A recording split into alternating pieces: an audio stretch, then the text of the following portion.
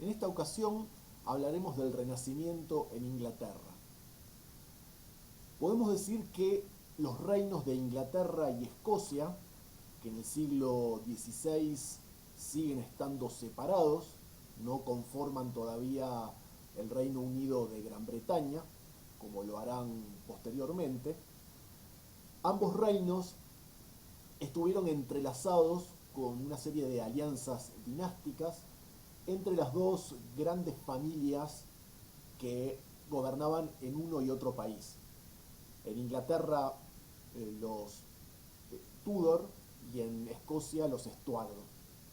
En determinado momento los Tudor se extinguieron como familia, desaparecieron, y en su lugar hubo un rey escocés, un Estuardo, que inició una nueva dinastía en el siglo XVII. Nosotros estudiaremos en esta ocasión el siglo anterior, el XVI, donde los Tudor estaban reinando en su máximo esplendor en Inglaterra, en los comienzos, los albores del Renacimiento inglés, mientras que los Estuardo, emparentados a su vez con los Tudor, seguían reinando en Escocia, y en este periodo Escocia e Irlanda, Escocia e Inglaterra, perdón, como les dije, son dos reinos separados en continuo enfrentamiento, con guerras permanentes y al mismo tiempo con alianzas políticas y dinásticas. Enrique VII fue el fundador en Inglaterra de la dinastía de los Tudor. Durante el siglo XV hay una guerra civil en Inglaterra, aquella conocida como la Guerra de las Dos Rosas, por los distintivos, la rosa blanca y la rosa roja, que representaban a las familias de York y de Lancaster en disputa. Ambas familias inglesas lucharon durante este siglo por acceder al trono inglés que estaba vacante. Finalmente una rama de estas familias, la dinastía Tudor, accederá al poder sobre fines del siglo XV por medio de Enrique VII, que deviene rey. Este a su vez se casa en 1503, Enrique VII, con la hija de Jaime IV de Escocia, que es un Tudor, como ya dijimos. En 1509 accede al trono el más conocido de los monarcas Tudor, que es Enrique VIII, sobre el cual Shakespeare escribiría una obra teatral años más tarde.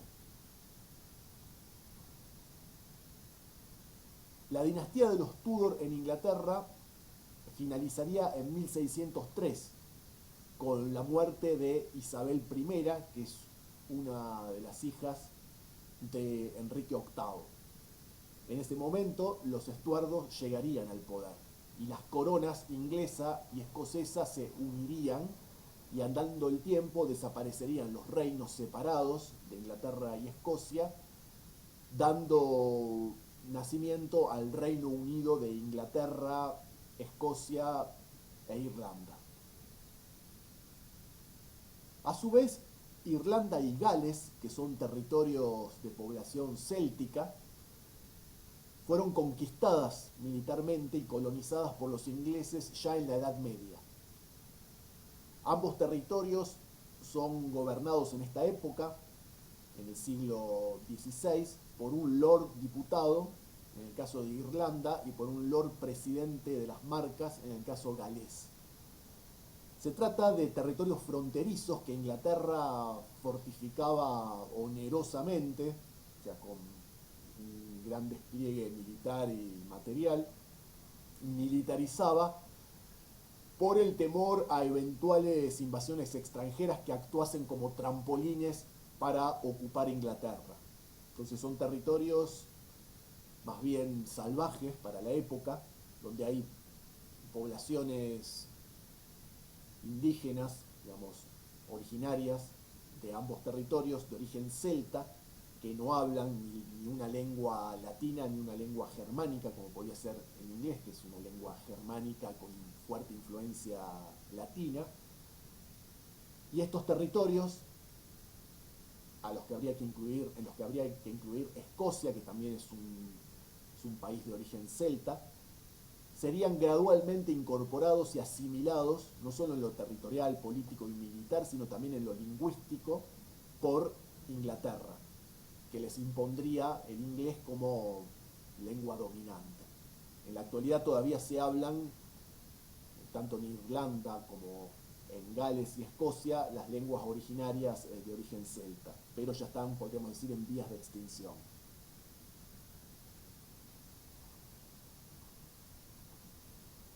El siglo XV inglés, como ya mencionáramos, se caracterizó por una terrible inestabilidad política y militar.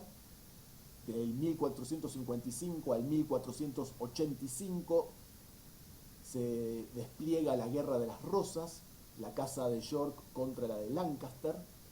En 1485 tiene lugar la batalla de Bosworth, donde Lancaster, Enrique Tudor, los Tudor eran una rama de los Lancaster, luego convertido en Enrique VII, derrota y mata al otro pretendiente al trono inglés, Ricardo III de York.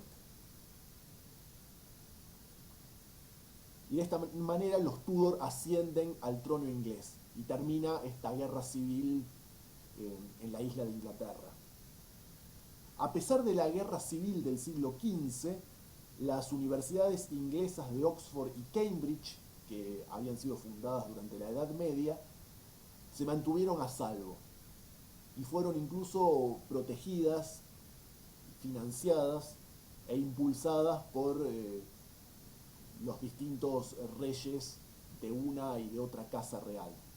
Gracias a sus mecenas nobles y reales, entonces ambas universidades crecieron e incorporaron manuscritos clásicos a sus bibliotecas. Hay un primer renacimiento, como en todas las partes de Europa durante el período. El renacimiento es obviamente de origen italiano. Hay muchos ingleses que van a estudiar a Italia, mientras que estudiosos y artistas italianos son a su vez contratados para impartir clases en Inglaterra o para trabajar. Y esto favorece el desarrollo del humanismo inglés, del estudio de las letras clásicas y de la historia clásica griega y romana por parte de los ingleses. El epicentro de estos estudios serán necesariamente las dos casas de estudio principales, las universidades de Oxford y Cambridge. Enrique VII va a reinar de 1485 a 1509, cuando fallece. Se caracteriza por ser un gran constructor, sobre todo de edificios religiosos. Estamos en los albores entonces del Renacimiento inglés y esto se evidencia también en la faz arquitectónica. Podemos citar entre los ejemplos de este primer renacimiento el King College de Cambridge, el hospicio en Westminster, la capilla de la abadía de Westminster, etc. Asimismo, las tumbas de Enrique VII y de su madre Lady Margaret Beaufort, que son diseñadas por el escultor florentino Pietro Torrigiano, rival de Miguel Ángel. Hay aquí una combinación del diseño italiano y de la ornamentación inglesa heráldica, esto es de los escudos nobles, que marcan el carácter de la mayor parte del clasicismo renacentista inglés. Los reyes, los primeros Tudor, promovieron particularmente la erudición, fundando nuevos colegios universitarios y contratando a sabios extranjeros. Hay una rama artística que es la de pictórica, la de los miniaturistas ingleses, que eran pintores de miniaturas muy importantes en la cultura isabelina sobre todo. Durante el reinado de Isabel I, que fue la última de la familia Tudor que reinó en Inglaterra, esta rama de la pintura, muy vinculada con los llamados iluminadores del medioevo, estos artesanos que cuando aún no había sido inventada la imprenta, se dedicaban a iluminar, como se le llamaba, esto es a dibujar, decorar los libros copiados a mano. Muchos de estos artesanos van a influir de manera directa en esta continuación, esta suerte de continuación del arte de los iluminadores medievales en la pintura miniaturista inglesa. Los miniaturistas ingleses confeccionaban o pintaban retratos muy diminutos, engarzados en una serie de pequeños marcos que convertían a estas miniaturas magníficamente realizadas en virtuales joyas de alto valor artístico. En este periodo hay una serie de humanistas ingleses, como ser Robert Fleming, Thomas Linacre, William Grossing, William Latiner, John Colet. Todos ellos viajaron y se formaron en Italia y se vincularon con el papado. En esta época, previa a la Reforma Protestante, que ya estudiaremos de manera específica, Inglaterra todavía está dentro del seno, como toda Europa, de la Iglesia Católica. John Colet, uno de estos humanistas formados en Italia, fue profesor de un tal Tomás Moro y padre de una comunidad de eruditos de la que Tomás Moro, fue el principal representante. Tomás Moro nació en 1478, falleció en 1535, fue amigo íntimo de Erasmo de Rotterdam, del que ya hemos hablado, este gran pensador holandés, y víctima trágica de otro amigo suyo, el rey Enrique VIII, que lo mandó decapitar. En 1498, Erasmo de Rotterdam visita Oxford, en un momento en que Inglaterra ya ofrecía la mejor educación clásica, sin necesidad de viajar a Italia. Erasmo se convierte en profesor de griego en Oxford, en la universidad. En 1516 publica su propia versión griega del Nuevo Testamento, sentando los cimientos de la erudición bíblica moderna, de la cual también hablaremos como uno de los pilares del movimiento protestante. El estudio del hebreo y del griego, las lenguas en las cuales está redactada la Biblia, son fundamentales para poder ofrecer versiones más depuradas, tanto del Nuevo como del Viejo Testamento, y pertinentes traducciones a las lenguas vernáculas, como ser el inglés en este caso.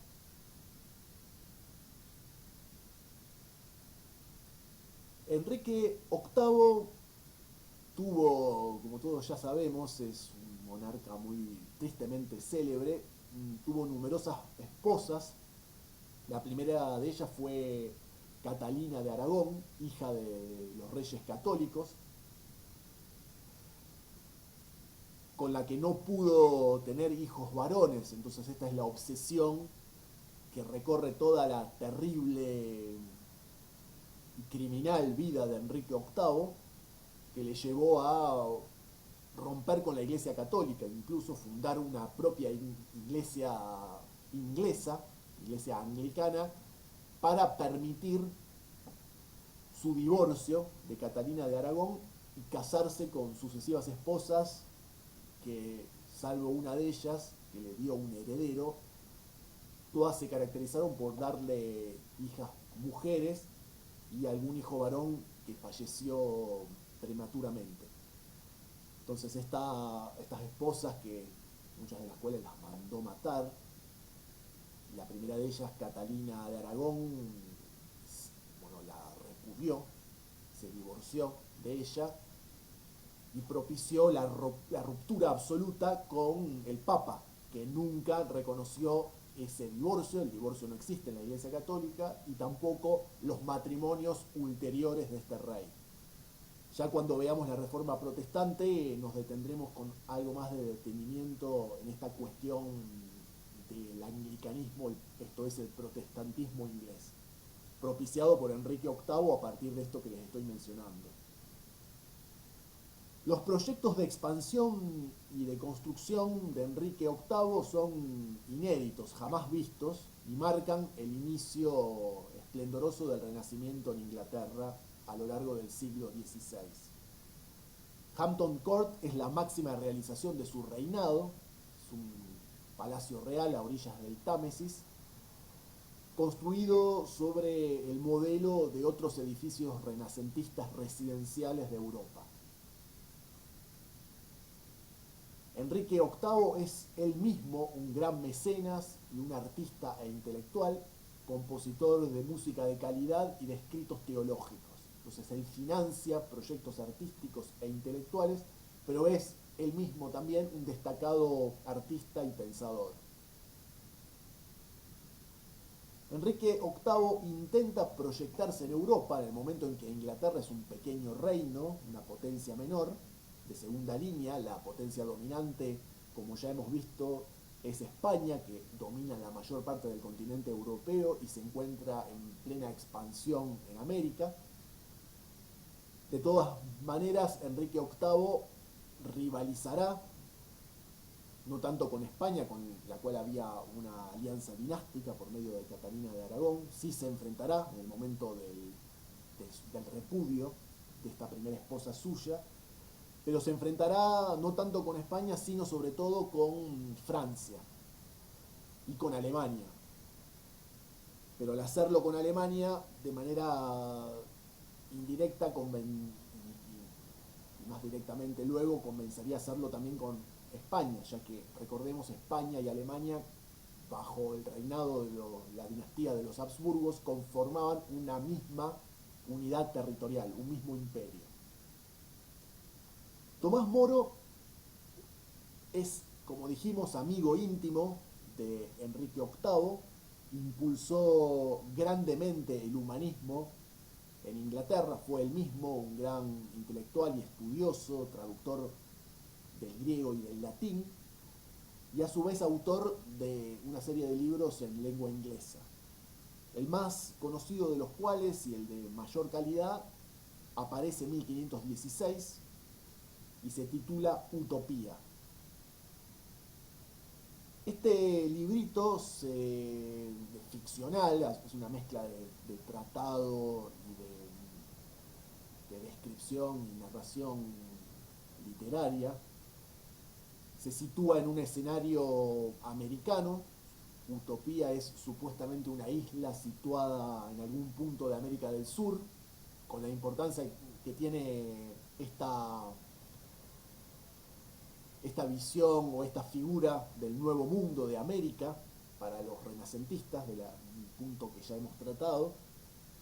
No por nada, Tomás Moro sitúa esta isla imaginaria en el nuevo continente, la tierra de promisión, la tierra del futuro, de los grandes proyectos y de las nuevas sociedades. La isla de Utopía es una sociedad inventada o concebida por Moro y propuesta como una sociedad perfecta, ideal. De ahí deriva la palabra utópico o utópica, cuando nos referimos a una utopía, a un sueño excesivamente ambicioso. Y este exponente de un territorio insular, aislado virtualmente del mundo, que construye una sociedad igualitaria, con ciertos rasgos autoritarios también, pero que sirve a la vez no solo como un modelo a imitar, un ideal inalcanzable, pero que sirva como guía para construir sociedades más democráticas, sino asimismo como una manera de criticar lo que estaba sucediendo en Inglaterra. En pleno inicio del protestantismo y del enfrentamiento de Enrique VIII con el Papa, Tomás Moro es uno de los tantos que se mantienen fieles al catolicismo y que en ningún momento aceptarán el repudio de Catalina de Aragón, la primera esposa de Enrique, y los sucesivos matrimonios, que para Tomás Moro y para otros católicos son absolutamente ilegítimos. Y en esta tesitura será asesinado justamente como un castigo por esta intransigencia y esta fidelidad a los antiguos valores católicos. Tomás Moro es considerado santo por la Iglesia Católica, es Santo Tomás, y es ejecutado en 1535, decapitado por orden del rey, junto a John Fisher, obispo de Rochester.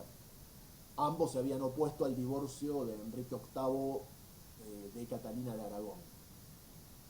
Tras este divorcio se dará la ruptura ya total con Roma. En 1534 se dictan las actas de apelación y de supremacía, que son dos documentos públicos emitidos por el rey, ratificados por el Parlamento, mediante los cuales Inglaterra, en tanto reino autónomo, digamos, soberano, constituye su propia Iglesia nacional.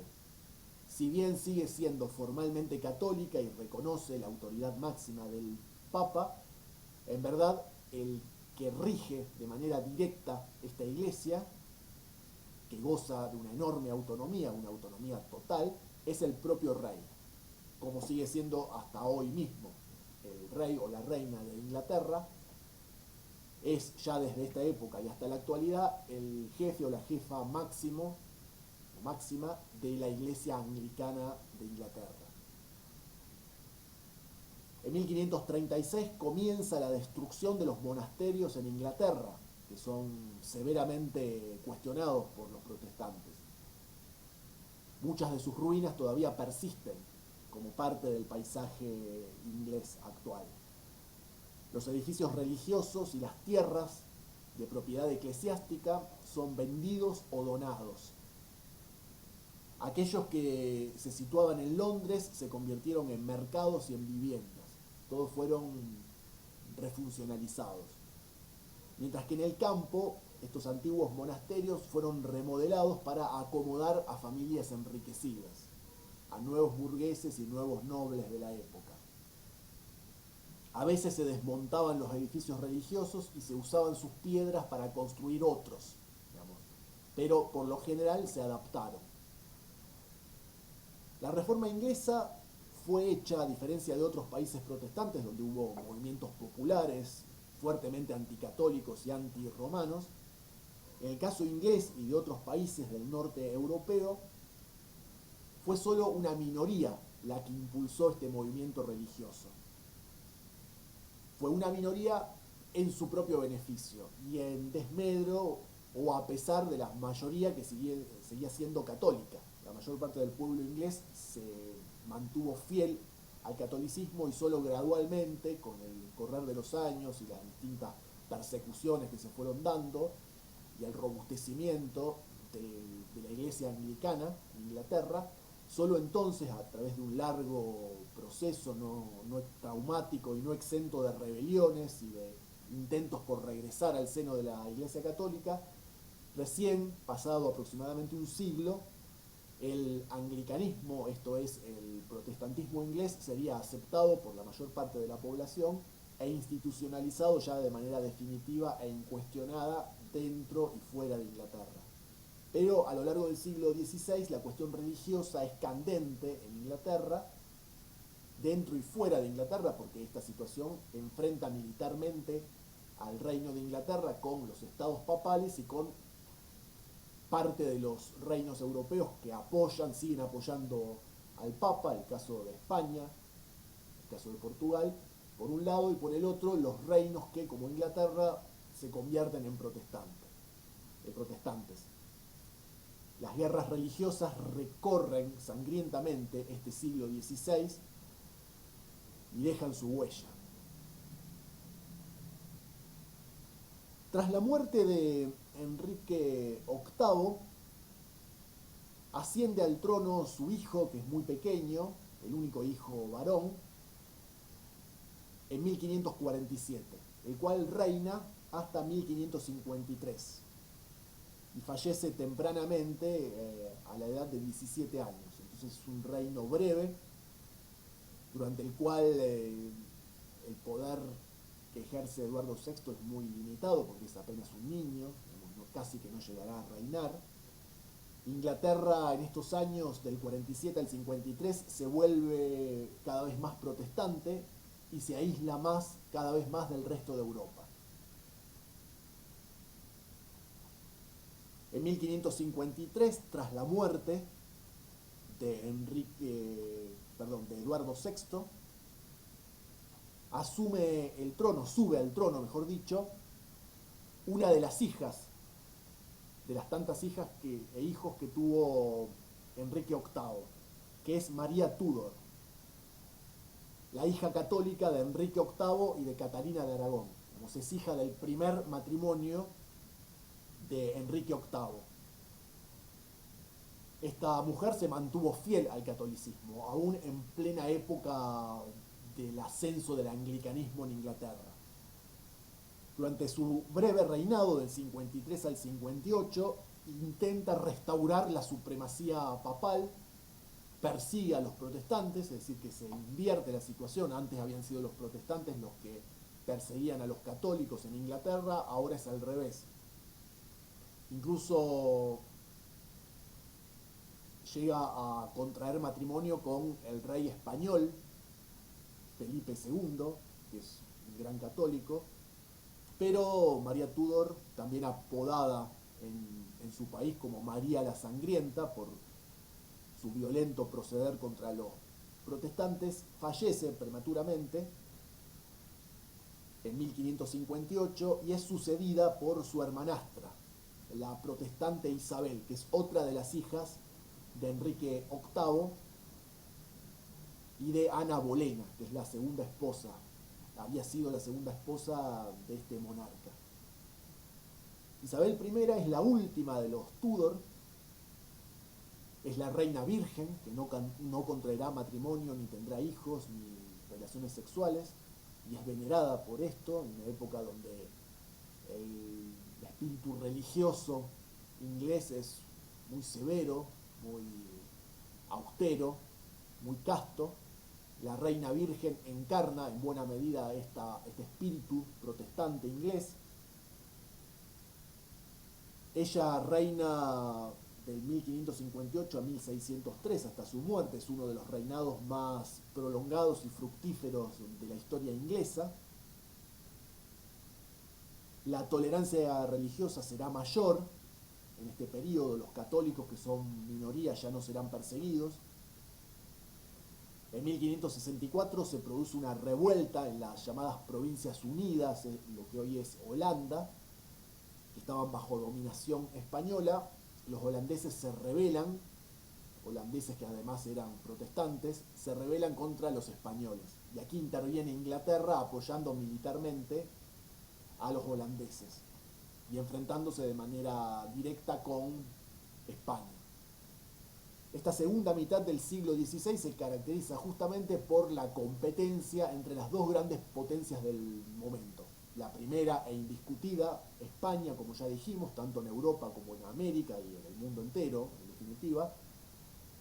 Y en segundo lugar, la naciente, la emergente potencia inglesa. Por un lado, Inglaterra encarna el protestantismo y por el otro lado, España encarna el catolicismo. Es la época de Francis Drake, es un corsario a las órdenes de la reina inglesa que ataca las ciudades, los puertos, sobre todo las ciudades puerto españolas, tanto en América como en España. Por ejemplo, en 1585 Francis Drake saquea Cartagena, Santiago y Santo Domingo, Santiago de Cuba. En 1587 ataca Cádiz, en España, y destruye a la Marina Española, retrasando de esta manera el envío, que también hemos mencionado en la clase última, de la Armada Invencible, esta gran flota de barcos españoles que Felipe II, rey de España, planificaba enviar a Inglaterra para someterla. Justamente en 1588, al año siguiente, se produce el desastre de la Armada Invencible debido a una serie de tormentas que provocan naufragios masivos y a su vez una notable impericia, negligencia de los organizadores españoles de esta invasión. Se malogra de manera catastrófica este intento de invadir Inglaterra por mar, y esto marca el principio del fin de la hegemonía española en Europa y el comienzo de la futura hegemonía inglesa en la zona. La era isabelina, así se la conoce, a esta época del reinado de Isabel I, es una era, una época bélica, poco artística y centrada en esta figura de la reina virgen. La máxima producción artística es, como ya señalamos, la pintura en miniatura, estos pequeños retratos de busto engarzados en medallones, a su vez provistos de lujosos engarces que ofician de joyas. Esto es algo notable y característico del arte inglés del período. Isabel, a su vez, ocultó los principales problemas que padecía, como ser la amenaza de España, que es una potencia ampliamente superior en lo militar y económico a Inglaterra, la Irlanda díscola, que es una Irlanda católica y celta, que había sido conquistada y colonizada, como ya dijimos, durante la Edad Media y que repele permanentemente la presencia inglesa, que es vista como la de un invasor, sumada entonces la cuestión nacional irlandesa con la cuestión religiosa. Los irlandeses son celtas, son católicos, y mientras que los ingleses son protestantes y de lengua germánica.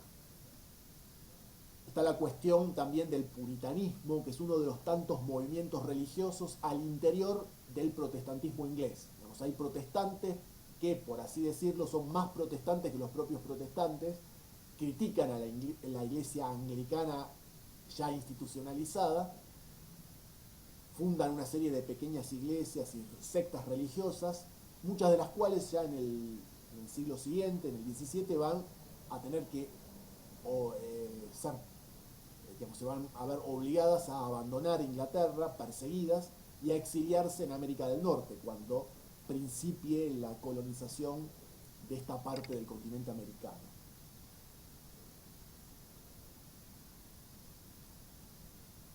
La educación de Isabel era magnífica también, como lo había sido la de su padre, Enrique VIII. Estuvo a cargo del humanista Roger Ascham. Ella hablaba griego, latín, francés, italiano, era una mujer de alta formación cultural. En esta época isabelina se produce también una proliferación de los estudios históricos, ya no solamente clásicos, humanistas, los estudios históricos sobre Grecia y Roma, las traducciones, la depuración y publicación de obras en latín y griego, tal como sucedía en toda Europa y como ya hemos mencionado en más de una ocasión, sino también el cultivo de la propia lengua y literatura inglesas y el estudio del pasado inglés. Surgen los primeros grandes historiadores y las primeras crónicas. Este surgimiento del nacionalismo inglés traducido en la literatura y en la historiografía. Sobre estas crónicas históricas y a su vez sobre las traducciones de Plutarco, que es un autor griego de época romana que escribe una serie de biografías sobre personajes griegos y romanos, por un lado, y por el otro sobre la base de las crónicas de historia inglesa, se va a inspirar William Shakespeare, que vive justamente en esta época, durante el reinado de Isabel I, se va a inspirar para elaborar, para redactar una serie de obras teatrales sobre la historia inglesa y sobre la historia griega y romana. Tal es el caso de Julio César, que es una de las tragedias shakespearianas. El autor sobre el cual se basa Shakespeare directamente es Plutarco, justamente. En 1587 tiene lugar en Londres la primera puesta en escena de las obras de Marlowe y Shakespeare. La Tamburlaine de Marlowe y Ricardo III de Shakespeare. Aquí tienen otro rey inglés sobre el cual escribió Shakespeare. Shakespeare nace en 1564 y fallece en 1616. Es la mayor figura británica del Renacimiento inglés y genera un enorme impacto en el mundo literario de Londres hacia fines del siglo XVI. Shakespeare integra un grupo de Lord Chamberlain, que es uno de los mecenas, de los que financian sus actividades artísticas. Él integra una compañía de actores que actuaba en una serie de teatros, entre ellos el más conocido del Globe o el Globo. En 1594, Titus Andronicus es la primera tragedia de tema romano de Shakespeare. Por la misma época aparece Los dos caballeros de Verona. En 1601 Hamlet. Estamos ya sobre el final del reinado de Isabel. En 1604 Otelo. 1605 El Rey Lear. 1611 La Tempestad. En 1623 se publica su obra literaria completa. Los últimos años del reinado de Isabel se caracterizan por su carácter pacífico y expansivo.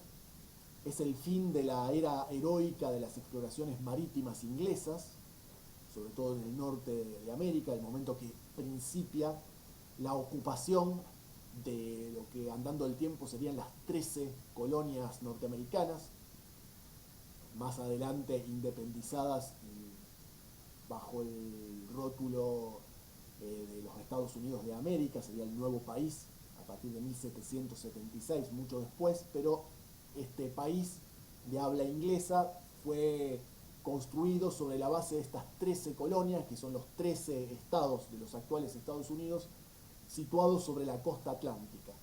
En la época isabelina comienza la colonización de esa parte de los actuales Estados Unidos de América. Entonces es el momento de consolidación de esta tendencia expansiva en lo territorial y en lo económico de Inglaterra. La ciencia y el comercio se hallan íntimamente ligados en este momento. Se desarrollan centros educativos y se publican escritos filosóficos. La figura más destacada en este sentido es la del científico Francis Bacon, nacido en 1561 y fallecido en 1626. Es el filósofo más distinguido de la Inglaterra isabelina. Su investigación está centrada sobre la búsqueda de una ciencia basada en leyes causales. Es prácticamente uno de los fundadores o el principal fundador de la ciencia moderna.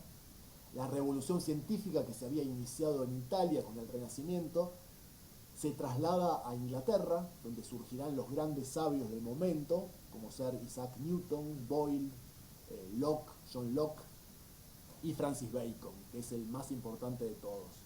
Entonces ahí hay ya un alborear del desarrollo filosófico, científico, técnico inglés que andando el tiempo llevaría a la revolución industrial y al ascenso de Inglaterra como primera potencia mundial, desplazando primero a la supremacía española y luego a la supremacía francesa. El siglo XVI europeo es el siglo de España como principal potencia. El siglo XVII, como ya veremos, es el siglo de Francia, que es la primera potencia mundial, no solo europea. Y en el siglo XVIII veremos a Inglaterra erigirse como el nuevo imperio, el gran imperio, el más vasto imperio de la historia mundial.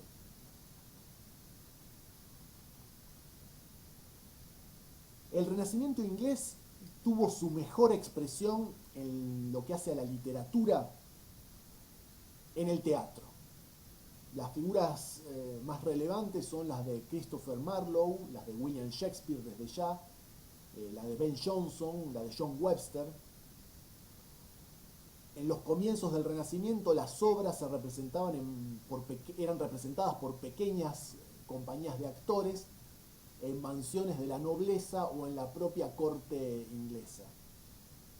Luego algunas de estas compañías, generalmente con el mecenazgo de algún noble, comenzaron a abrir teatros públicos.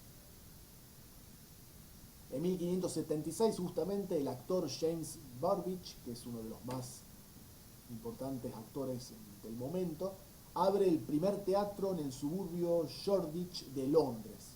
Esto es en las afueras de Londres, en un lugar de población popular, podríamos decir, es un lugar más bien marginal, periférico, donde la censura no llega y donde las representaciones teatrales gozan de absoluta libertad. En 1587 abre el Teatro de la Rosa, más cercano al centro de Londres. En 1595 el Cisne, en 1599 el Teatro del Globo, que es el más relacionado, el más vinculado con Shakespeare.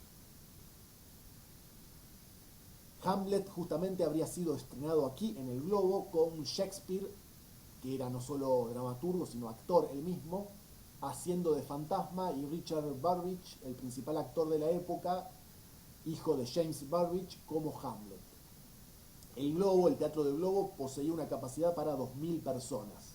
Todas las clases sociales eran espectadoras, participaban en reuniones bulliciosas.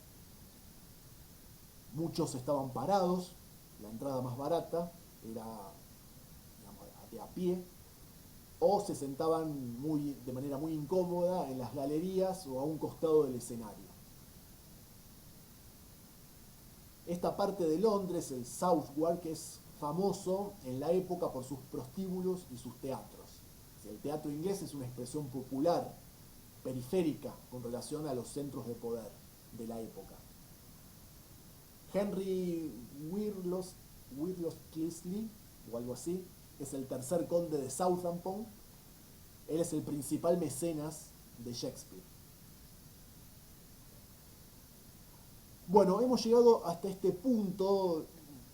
Hay una parte del texto que no veremos, que ustedes la tienen ahí, yo les dije que no hacía falta que la vieran, que es la parte consagrada a Escocia, donde se retoman algunos tópicos de la historia inglesa y escocesa íntimamente entrelazados, sobre todo en lo que respecta a la familia de los Estuardos en Escocia y al ascenso o el ascenso de esta al poder, al trono inglés a comienzos del siglo XVII, cuando hay el rey de Escocia, se convierte también en rey de Inglaterra.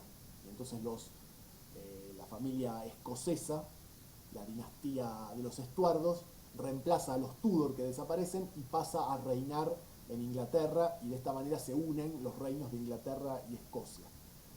Esta cuestión la veremos más adelante cuando nos ocupemos de la revolución o las revoluciones inglesas del siglo XVII.